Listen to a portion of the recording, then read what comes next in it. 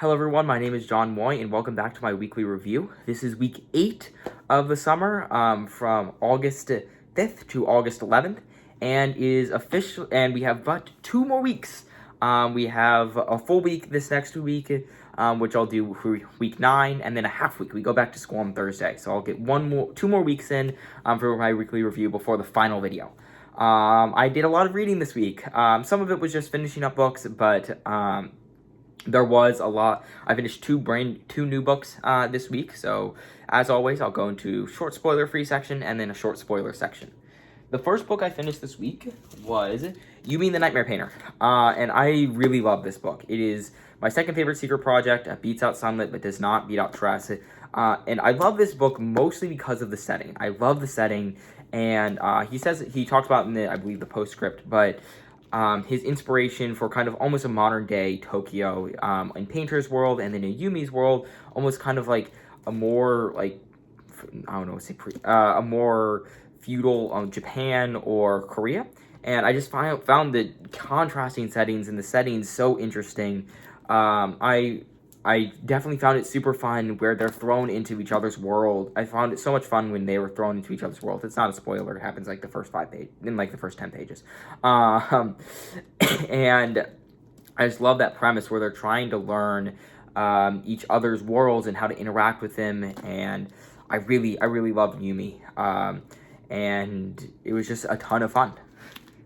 After that, I finished The Amazing Maurice and His Educated Rodents, which I really enjoyed. When I wasn't sure what to expect when I picked up this one as the first young adult novel, because for me, Discworld is a young adult series. From young adult, I would say young adult readership is like a sophomore in high school to like a sophomore in college, and for me, that's a perfect range for Terry Pratchett's books, for the Discworld series. I guess it just depends on what you would call young adult. Some people think that young adult is younger than I believe it is, but this one definitely feels like almost like a middle school age book, and I really enjoyed it. It still hit on the darker themes and tones that Terry Pratchett's able to write, while still being the cute book about talking animals. It was a lot of fun, and I really enjoyed it. After that, I finished White Sand. Volume 1. I read it online, so I don't have a physical version here.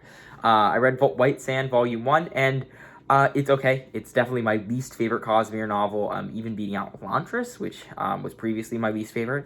It was okay. The magic system didn't really captivate me. I realized I was not as big a fan of Brandon Sanderson writing in a graphic novel versus a text version, versus like a book. And I was just not super into it. I still have the other 2 volumes to read, but it was okay. I think it will be interesting to see how it fits into the wider Cosmere, but it feels a lot more like a homework book, like Yumi. Being one of my last few Cosmere books, I was super excited to read it. White Sand feels like homework to me, which not the best, but it's okay. And then finally, the big boy for the week, I finished Arcanum Unbound by Brandon Sanderson. This book took like 5 months to get in. It was obnoxious. But I finally finished Arcanum Unbound, which means that White Sand is literally the last Cosmere books I will have to read, that I have to read before Wind and Truth comes out. And I love this book. I'm not really going to pretty much every story in here is amazing. There were a couple weaker ones, but for the most part, if you're talking about like page space, the vast majority of this book is really great. Because it's a bunch of novellas, there's not a lot I can like talk about because they're so different. So I will be putting out a full review of all of the novellas in Arcanum Unbound, probably sometime next week. And actually, check out the short I just posted, which gives my initial ranking of the Brandon Sanderson books, of the Arcanum Unbound novels. But yeah, that was my non-spoiler thoughts, and I will see you in a minute for the spoiler section. Thank you, bye.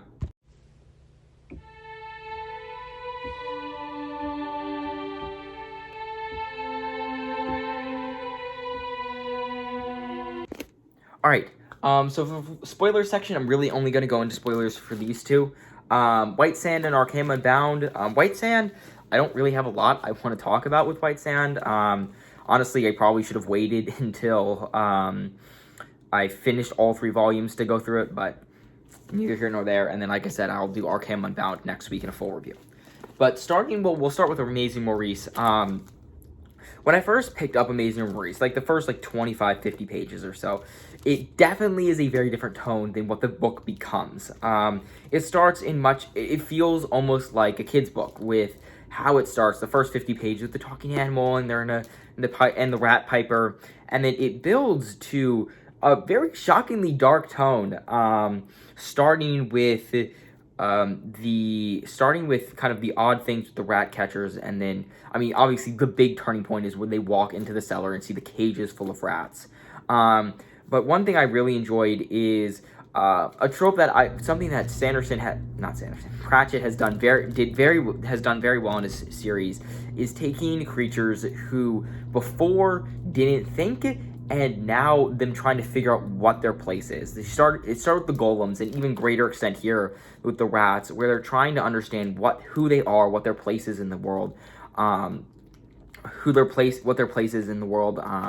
And that's, I mean, in the ending, obviously, where they're talking with, they have the committees with the town in order to decide how the town will be run when it's split between the rats and the humans. And I just found Terry Pratchett's ability to take characters that aren't characters and develop them not just through a character arc, but becoming a person. And I think he's done it to such great effect in his series, and it's once again done beautifully here in Amazing Maurice.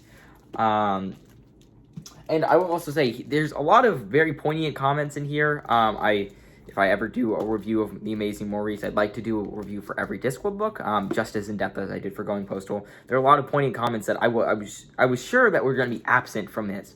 Yeah, it makes sense in his adult books, but in his YA novel, I wasn't expecting it. But very, very, very interesting. I loved Amazing Maurice. And then Yumi the Nightmare Painter. One thing I loved about this book is seeing both of them start to learn and appreciate the other's art form, and it's just the appreciation of art and artistry that I really loved. It's a book dedicated to art and creativity, and I just found it so fascinating. Obviously, I did not see the twist coming. I don't know if other people did. If you did see the twist coming, type it down in the comments below. Tell me down in the comments. But I did not see the twist coming, where the Yumi's world is created by the nightmares and this machine in order to keep the yokai contained. And I found that super fun. And then obviously a huge fun part is, yes, Hoid's narration, but design and her cafe and how she interacts. Because I am glad I was supposed to read Yumi. Yumi was actually, I was going to read Yumi before I read Rhythm of War. But it didn't come from the library in time, and I got this Rhythm of War first. And I'm glad I did, because I would have no idea who Design is. Because, well, yes, you see her in the epilogue of Oathbringer. You actually understand who she is in Rhythm of War. And so I loved her interactions with Painter. Painter especially, yes, Yumi, but Painter. And I talked about as well in some recent reviews of